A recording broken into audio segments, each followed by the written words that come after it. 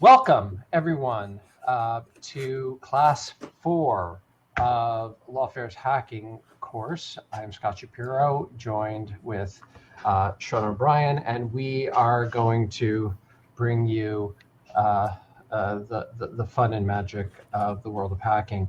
Last class, we ended with talking about passwords and hashing, and Sean took us through the tool John the Ripper to crack those hashes. You did them for homework. And now we're going to move to a different tool for password cracking using what's called rainbow tables. And Sean is going to explain how all that works.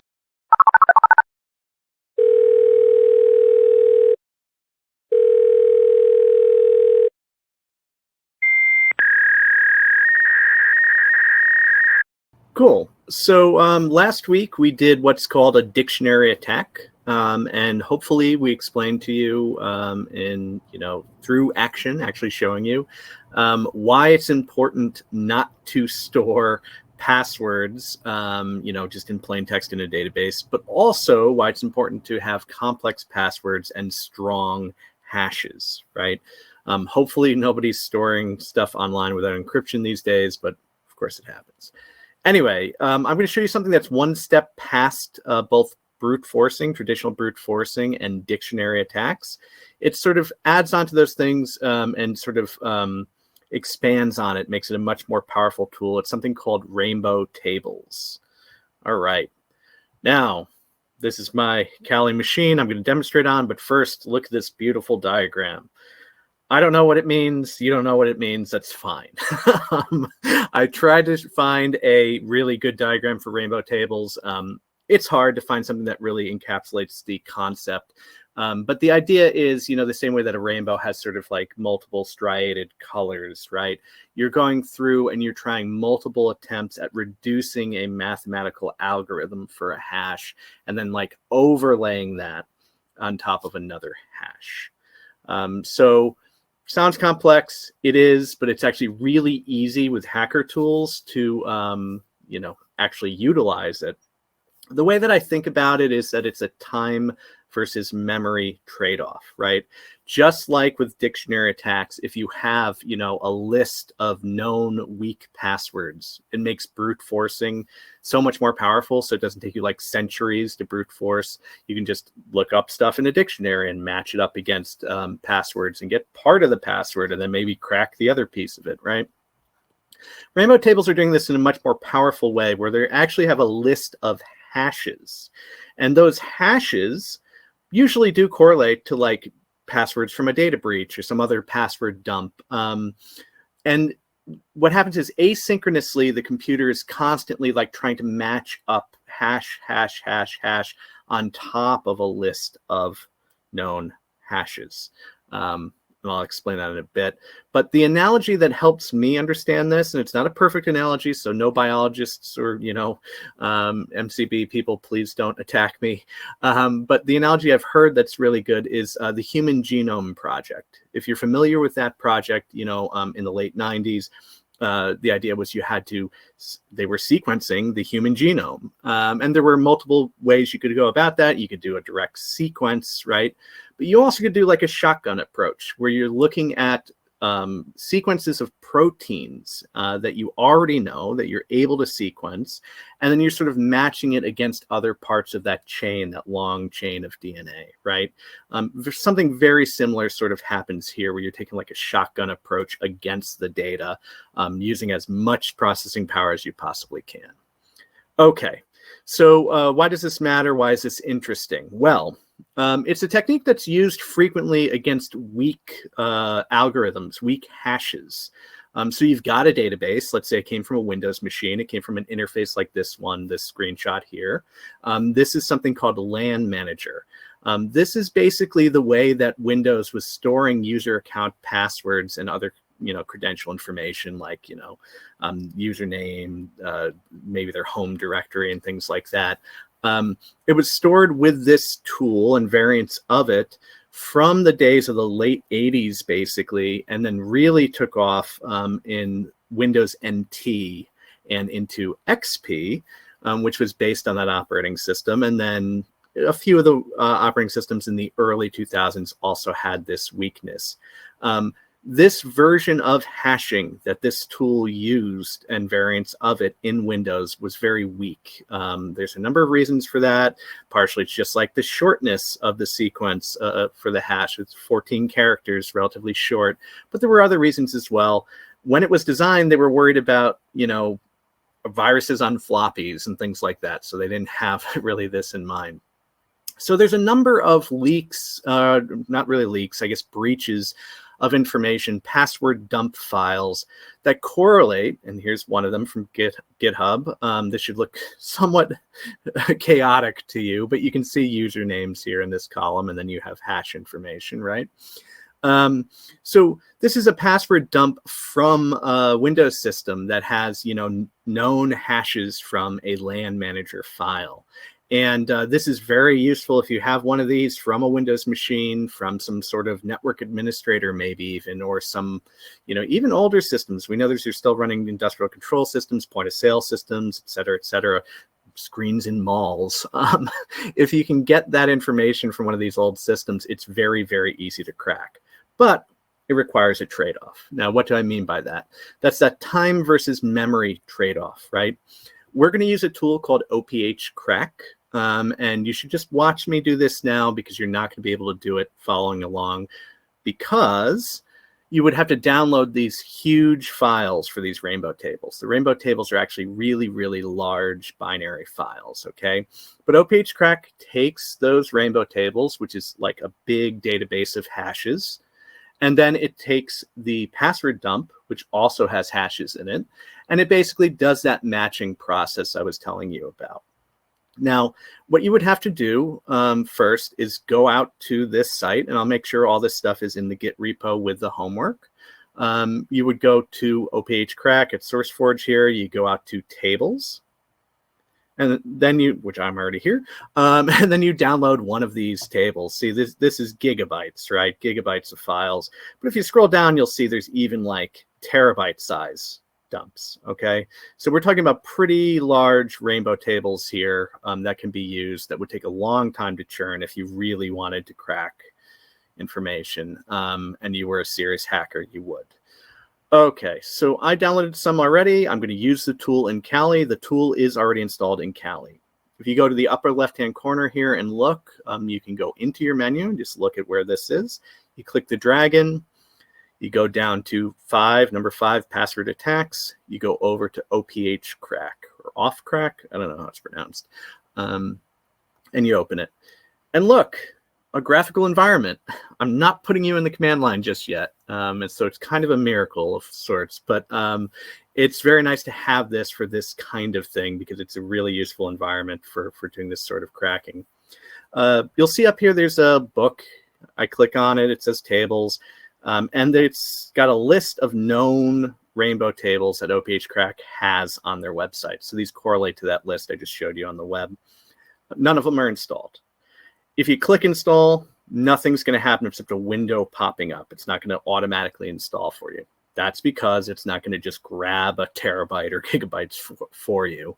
You have to actually download them separately. But once you have them, and in my case I do, I click on XP Free Fast. I go install, because that's the list I got. I go to my desktop, I go to my Rainbow Tables folder, and I downloaded zips here, the free fast and the free small, which are probably the ones you should do. This is all very useful, by the way, for your final projects if you want to do this for your final hack. I extracted these folders, and then I go into the folder, and I click open. Now you'll see it's green. It's got the Rainbow Tables. There's 4 tables in here. It's got them. Now I'm going to also grab the free small because I downloaded that as well. Same thing. I browse to the folder, and then now it's installed. Okay, I click OK, and now I need to find what I'm going to crack. So previously I downloaded or copied this list from GitHub, and again, I'll make sure that's in the supplementary materials attached to the homework. I downloaded that and put it into a file on my desktop. So I just need to load that password dump file. I click load. I go to pwdump file. I browse to desktop. I go to hash lists, I go to pwdump00, and these hashes are so weak that a lot of them are basically instantly cracked. So I took my rainbow table, which is a list of hashes. I have my LM hashes. These are the weak hashes. And then they get cracked, and I get my passwords here. Now, that's sort of anticlimactic. So let's add another list to this, another password dump file, pwdump01. Smaller, but let's click crack. And you'll see that it's going to, let's hope, don't lie to me. It's actually not running. Okay, it may have cracked those quickly too. But the point is, if they were harder to crack, you would click crack here and your processor would start churning and you'd see the processor going. And then eventually these other ones that have no password would start filling in. So that's basically the idea. And that's rainbow tables. It's very easy to use in this interface. It's very hard to explain, but you'll see how powerful some of these tools are in Kali once you start getting to use them. And back to Scott. Thank you so much, Sean. I have to say that such an important lesson about which you just talked about, the trade-off between using your CPU and using your memory. That is, if you have a lot of memory, you can do the work ahead of time and then compare, which is what rainbow tables do. But if you want to do it as things are going on, then you use something like John. Quick pause, Scott. I just want to go back because I'm so excited. I did get it to start doing the cracking action. Okay, go ahead. I just added another file. See, it says stop here. I go crack, and then you'll see the progress. It'll say how much RAM it's using. And that'll vary, and I could leave this on for like a couple days. And eventually these passwords that weren't cracked will fill in, but we don't have all night to do that. Okay, cool. Back to you. Okay. Well, no, I'm glad you did that because it's always great when something works.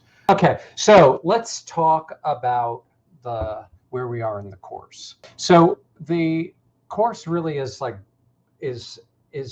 built in thirds. We have the first third, the first 4 classes, and that we're finishing up this unit because we're talking about single machines. There'll be multiple accounts on the single machine, but we're talking about a single machine, and we're learning Linux. We're learning the operating system that helps us navigate our own file systems and between accounts on the same machine. Next week we will start, and we will go for 4 classes. We will be learning about networks, so how machines talk to other machines. Okay, and then we'll talk about network of networks, the internet. But we're finishing up today on operating systems. Sean is going to give you some more commands. We're going to do a scavenger hunt at the end of the class. Well, at least we'll start one. What I want to talk about for the next 10 minutes or so is the fact that there isn't just one operating system, right? There are multiple operating systems. Even when you're dealing with one computer, one machine, you still have to know what operating system is that machine running. And we all know basically, there are 3 families of operating systems. There's the Microsoft family, Windows, and then we have the Macintosh, the Apple family, and then we have finally Linux. Why do we have multiple operating systems? Well, first of all, anything computery, is likely to have an operating system. Sean had mentioned, signs in malls, right? If you've ever seen that, a billboard that says, server error or something like that, that's because in order for the application to run the sign program on the billboard, there has to be something that interfaces between the application and the hardware, between the software and the hardware, and that is the operating system. And since there are different hardware out there, there's going to be different kinds of software. Also, there will be issues having to do with network effects, why do I use Windows? Because everyone else, well, I kind of always use Microsoft, and then that's basically what I've always used. So that's another reason why people use the operating systems that they use. Okay. We talked about this, like instead of having to change the wiring in your computer, your desktop, your phone, every time you wanted to use an app, you use the operating system that does that for you. Sign up. So we got Unix, Linux, Windows, Mac OS, iOS, Android. Those are the main ones. So let's start with Unix. Okay, Unix is the oldest operating system that is in use today. Unix was designed by Ken Thompson, Dennis Ritchie at Bell Labs, and AT&T owned it, and they gave it away for free initially, and the people started using it, and they liked it, and it was very easy to use for researchers. It was efficient, and it caught on, and people started developing it. And you can see from this evolutionary path, the Unix has split into many different versions as they were developed by different software development companies. Let's talk about Linux. What is Linux? So Unix was owned by AT&T, and so a bunch of developers, people who were interested in free and open source software, started making utilities for Unix, but gave them away free and let them modify it as they saw fit. It was not proprietary, and this is what eventually becomes Linux. GNU, the GNU license, GNU stands for, I hate explaining this because it kind of doesn't make any sense, but GNU, GNU, stands for G is GNU, not Unix. I'm sorry, I know that doesn't make much sense. GNU, GNU is GNU, not Unix. It's supposed to be recursive, and it's supposed to be funny.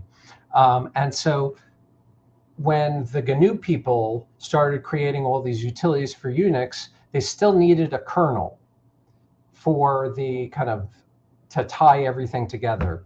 And then this developer named Linus Torvalds developed the kernel, and when it was integrated, they called it Linux, like Linus plus Unix.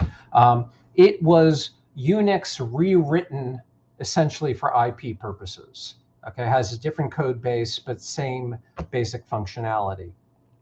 And then, there are many different flavors. We've talked about, Debian and Ubuntu, and there's a whole bunch of things out there. Okay, then on the other side of the world is DOS. DOS, disk operating system. I use DOS. It was the operating system that was bought and then adapted by Bill Gates for his new company, Microsoft. It was not a networked operating system. It first was like for two floppies, the A floppy and the B floppy, and then it got a hard disk and C, and that's why Microsoft file systems are arranged on the basis of the disk drive letters, C being the hard drive letter. Okay, DOS has different commands than Unix, Linux, which causes a problem because people who know how to use Unix, Linux may not necessarily know how to navigate Windows. Windows is ubiquitous in desktop computing.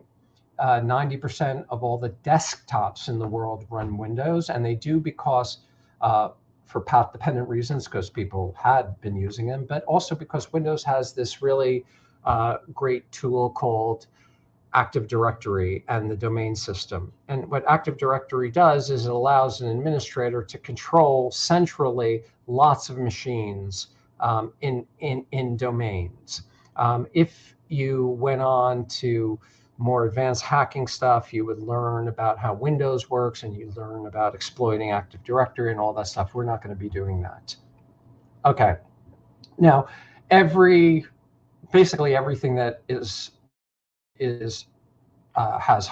a computer chip in it is going to use an operating system, and sometimes they're specialized, but lots of times they're just Linux. And let me just explain why historically so many things use Linux.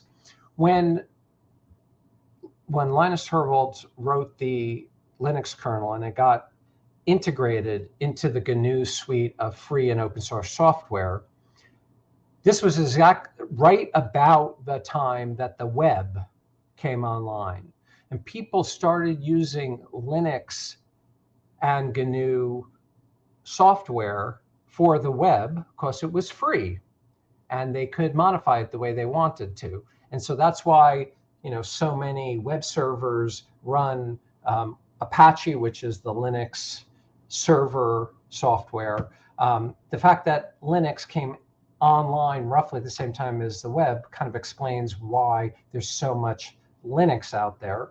Also, if you're building a refrigerator, what you would do is you would and you wanted to make it smart and connect to the internet, you would just use Linux because it's free and Linux is really good at networking. Okay, yeah. So even video games need Windows. Okay, Mac OS. Just one of the reasons why the operating system for MacBooks and Microsoft, Apple computers more generally, is that they derive from Unix. Steve Jobs in the 1990s tried to adapt Unix, and since Unix at that point was pretty good operating system, Steve Jobs was building off of like a really good foundation. And right now, Apple products have really, really good operating systems, and their privacy and cybersecurity is pretty good. Okay, so one of the most important things, why am I going through all this? Well, partly it's because, you need to know that there are different kinds of operating systems and a little bit about the history. But you also have to understand that since different operating systems use different commands, just because you know Linux doesn't mean that you'll be able to navigate your way around the file system of a Windows machine. So you'd have to learn the Windows commands just like you would had to learn the Linux commands. So one of the things that this slide shows is that in Windows machines, you can find the logs at c/windows/system32/winevent/logs, whereas when it comes to Linux, it's in var log, and for the kernel, it'd be the current.log, and Mac OS has its own thing. Okay, so you have to kind of know your own operating system, the one that you're trying to hack. And we will talk a lot about this, because if the operating system is the thing that allows the application to talk with the hardware, then any mistakes in it are going to be exploitable. But the mistakes that are in one operating system will most likely be different mistakes than in a different operating system. So not only do different operating systems have different commands, they have different vulnerabilities and different ways of exploiting them. Okay. Now I'm going to hand this over to Sean, just because my screen sharing is a pain in the neck. And Sean is going to show us just some basic ways in which Windows and Linux are different. So I'm going to stop sharing, and then Sean is going to come on. Great explanation, and really, that's a hard thing to go through that quickly. So I understand it can be like kind of like arcane knowledge, but now you have a good basis, at least, for understanding the machines all around us. You know, everything's a computer now these days, right? Your smartphone, your car, you know. So it's really important to kind of understand operating systems, or at least a bit of the history there. And sort of building on the superpowers we're trying to give you, right? You know, I was thinking about it. You know how to set up a virtual machine. You understand password cracking now and different types of it. You've seen keyloggers. You understand some strategies against them. You got that great history Scott gave you, and also a lot of the lecturing we've done previously. And then the other thing, of course, we've been focusing a lot on for these first few classes is the command line. I'm going to run through some commands pretty quickly, but if you could get into your Kali machine, please, and get into the command line and try to follow along, that's great.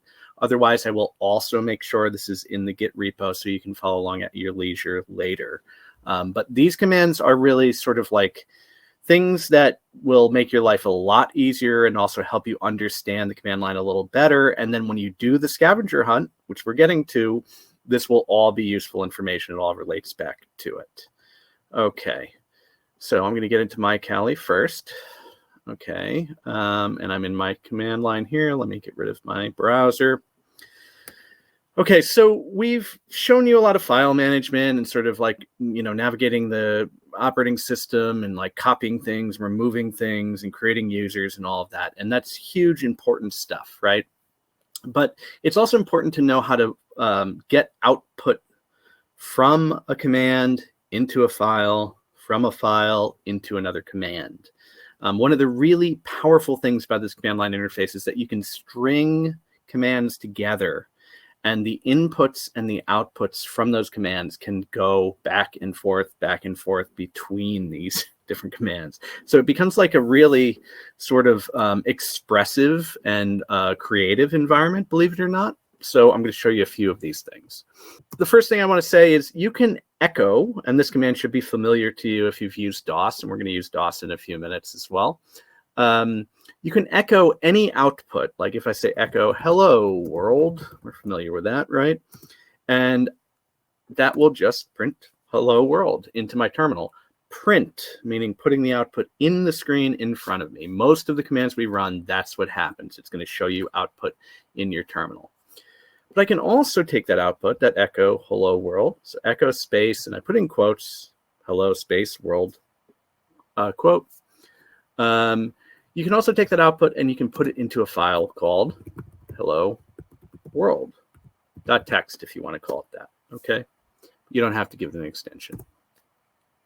Okay, and now we want to read the output to make sure that hello world ended up in hello world.txt. So we're going to use cat, which we've used a lot of times. Cat space hello. I'm going to hit tab to autofill that. Hello world. Great, it's there. Very simple, right? Okay, now I'm going to remove that file, so I'm going to delete it. Okay. And yes, trust the plan. Exactly. We'll get there. And now I'm going to show you something more interesting that you can echo. I'm going to clear to bring to the top of the screen. Let's say I want to echo random numbers.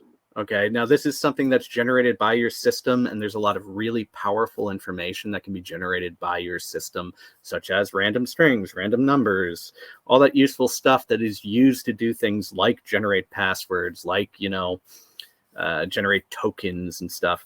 All that stuff that goes on in the background, you can force it to do it using commands like this. So echo space, $random in all caps, space. Actually, let's just hit enter. You get your number. Now, if I do it again, I get a different number, et cetera, et cetera, et cetera, right? Now, let's hit the up arrow, go through our history, and let's put that into a file. We'll just call it file.txt. We're going to cat that file again. And we get 3372 because that's what's in there. Okay, now let's say I want to add to that file, right? And we did the forward bracket in the homework, the idea of taking from a command, redirecting it, and putting it into a file, right? Now, what if I want to add below that number 3372, another random number? I'm going to hit the up arrow, and then I'm going to change that forward bracket, that forward arrow, to a double forward arrow, and I'm going to hit enter. I'm going to clear, and I'm going to cat that file again. Look, both numbers are in there. And if I did it again, cat it again, 3 numbers in there. You get the idea. So this is how you add lines to a file. Your system and all operating systems are doing this kind of thing all the time. This is how they log information. This is how websites log information about you. But it's also like error messages and things like that. They concatenate, they add to the file information. Okay. Now, let's say I want to count the number of lines in that file. Here's a useful command. WC, which is word count, space, -L for line. And then I'm actually going to use an arrow in the other direction. How cool is this? And I'm going to go file.txt, because now I'm counting from file.txt. I'm sending that information to the command rather than the other way around. And I hit enter. I have 3 lines, and we know we have 3 lines because you just saw me do it. Okay, very basic stuff here, but these tools are really powerful. And as you get into your hacks and have to manipulate files, it's going to be helpful. Okay, now let's say I want to read from the directory, etc. Right? I want to read the file listing. ls space -L /etc. Right? I hit enter. It dropped down. It's ugly. It's too much to have on one screen, right? I get all this stuff and I have to scroll. Well, what happens if I can now instead send this information to another tool that makes it easier for me to digest and view? I'm not actually eating it. Let's say I do ls space -L /etc. and I pipe it. This is that weird character you use pretty much never, except in cases like this. This is the character above the enter key and below the backspace key on most keyboards. That's called a pipe, just the up vertical line. I'm going to pipe the output of ls -L, etc. into a command called less. And now I get a nice, easy list. If I keep hitting enter, it's going to let me scroll through slowly. I can view these files. I can take my time figuring out the permissions and looking at the dates, or, you know, just trying to figure out what's going on in that directory, rather than getting all that information thrown at me. And what I did there to exit is I hit Q. If you end up with that screen with a little colon in it in most of these terminal environments, hitting Q for quit usually brings you out. Okay, so that's all redirection and so on. Now, the other thing you can do, which is syntax stuff, you know, adding characters and stringing things together, is you can actually take multiple commands and just run them all in one line.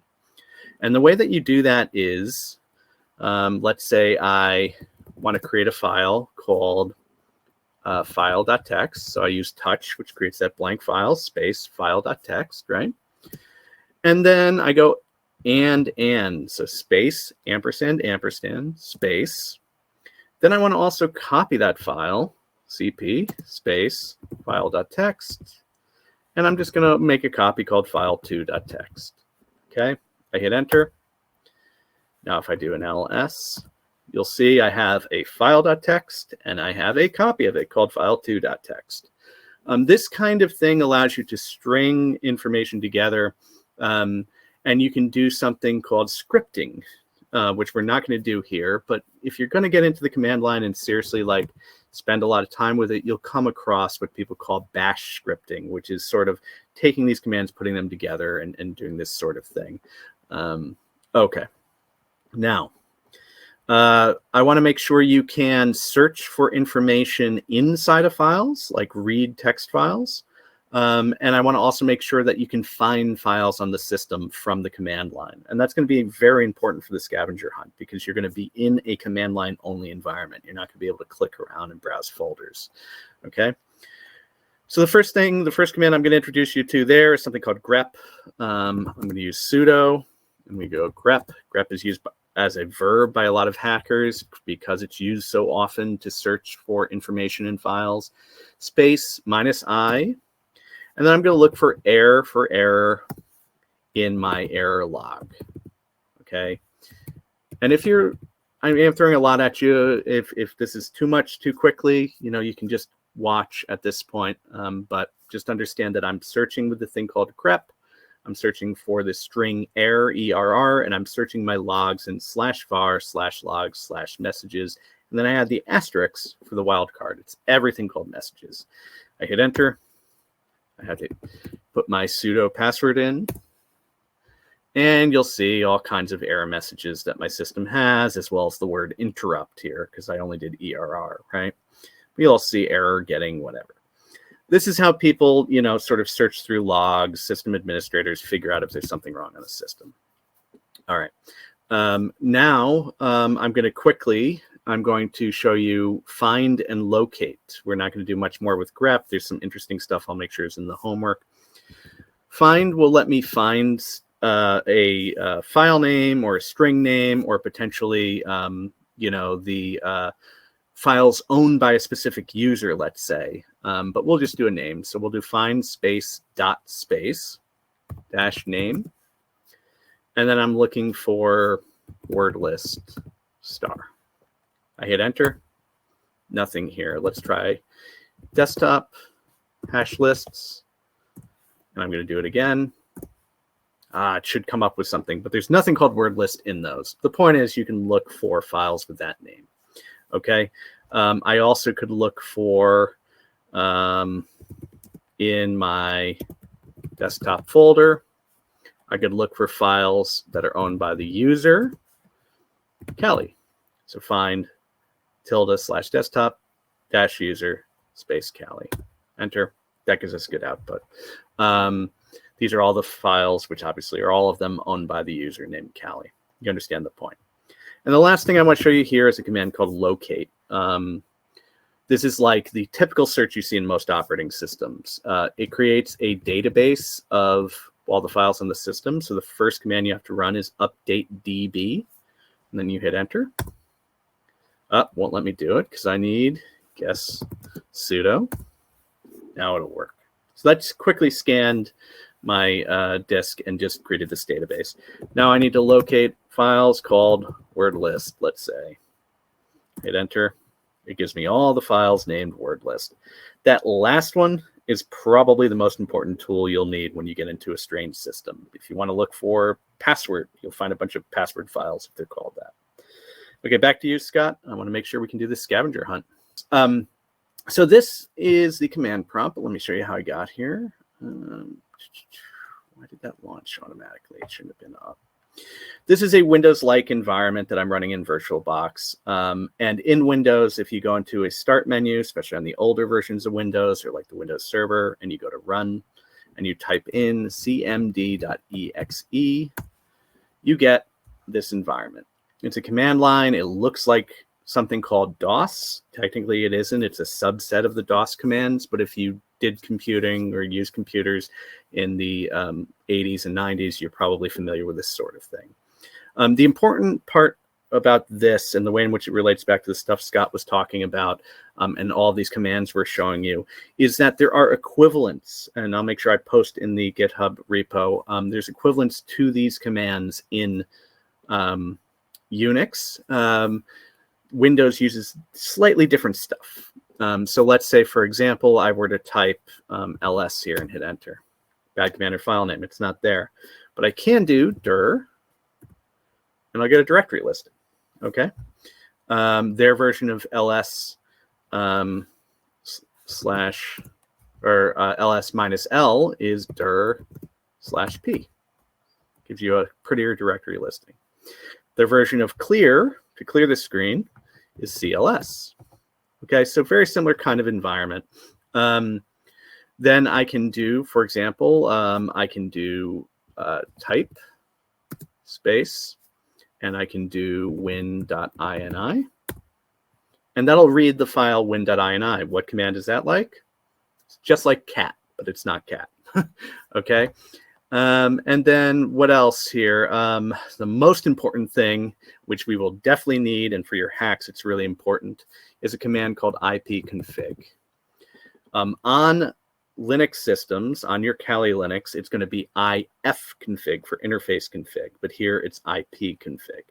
When I type that, it gives me the networking information for my virtual machine. So it shows me the IP address, the ISP information, Comcast in this case, and so on. And if you do that on Kali, it's going to give you similar information, but not identical. Okay. ifconfig on Kali. All right. Thank you, Scott. What we are going to do right now is we are going to have fun. We're going to do a scavenger hunt. So what's going to happen is that Sean is going to start giving me clues and giving me directions, and I'm going to do my best to follow them.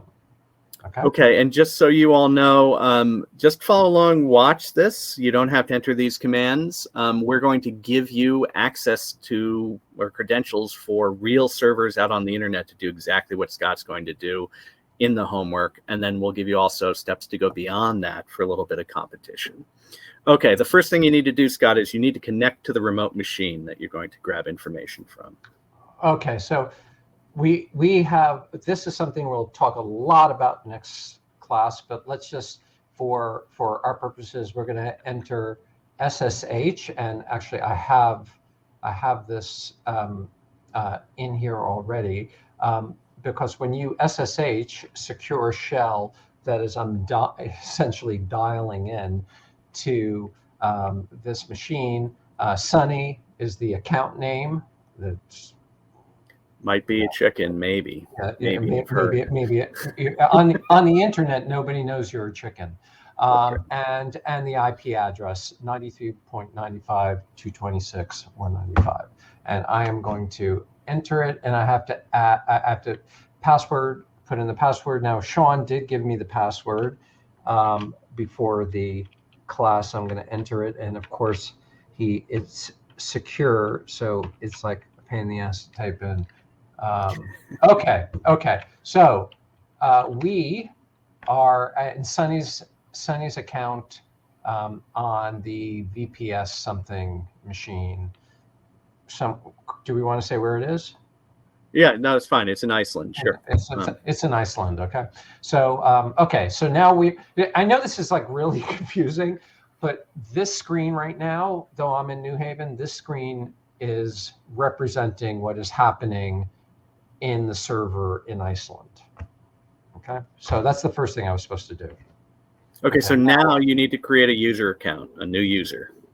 Okay. So I am going to add user, Fancy Bear. Oh, okay. See, I have to sudo into it, sudo. And I gotta take that thing, B.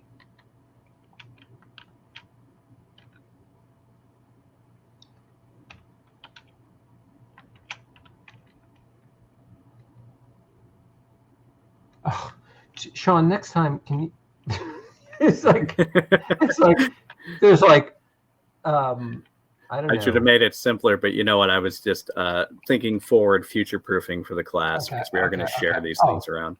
Fancy Bear already exists. Okay, so Fancy Bear's on there. Just pretend. Whenever you make just Fancy Bear 2, you should do that this time, so that everything else works. Apparently, Fancy Bear's already violated the system, so we have right, exactly. What do you expect? Right. Okay. Okay. So and you've all done some of this stuff in the homework, and if you haven't, check the homework, and it'll prep you a bit for this for weeks 2 and 3. Okay, great. So now add that user to the sudo group. You got to give Fancy Bear 2 some power here. All right. Okay. So I definitely got to use sudo for this.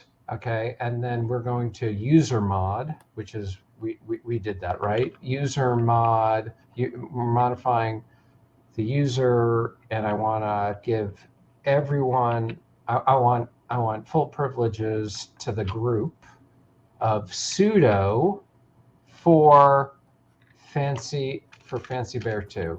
That's Fancy Bear 2. Okay. I think I did that. I think it worked. Okay, cool. Amazing. Now, just double check that. Do you know the command to double check that for the user? Groups. No, for the That's groups. yours. Yeah, and What so if you want? yeah, right. Groups. Fancy Bear 2. Okay, there we go. Fancy Bear 2 and sudo. So Fancy Bear is part of the sudo group. Beautiful. Now switch into that account. Become Fancy Bear 2. Okay. SU Fancy Bear 2, and then God, what? Okay, good. Okay. And wait. I have to. Wait. No, I'm there. Okay. Yeah. So now you want to go into your home directory. Okay. CD tilde. Okay. That's clear. Okay. That's beautiful. Now make a directory that we can put some stuff that we're going to steal from the system, basically. Okay, so Fancy Bear 2 is going to, so I'm going to make dir, and let me call it goodies.